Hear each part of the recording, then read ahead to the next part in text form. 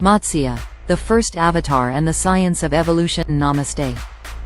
What if I told you that the Dashavatars of Vishnu, the 10 incarnations, aren't just mythological stories, but a blueprint of evolution itself? And it all begins with the first avatar, Matsya, the fish. Let's break this down scientifically. Biology confirms that life on Earth began in water.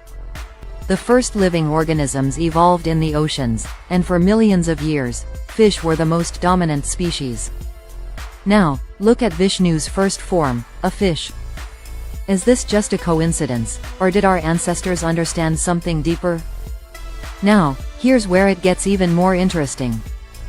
The story of Matsya speaks of a massive flood, where Vishnu, as a fish, warns King Manu to save life, knowledge, and civilization. This isn't just a Hindu story. The Great Flood appears in almost every ancient culture: Noah's Ark, Mesopotamian myths. Even early geological records suggest massive floods shaped human history.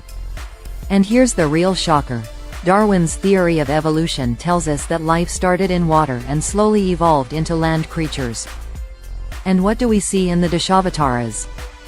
A perfect sequence. From a fish to an amphibian, to a land animal, and finally, to humans.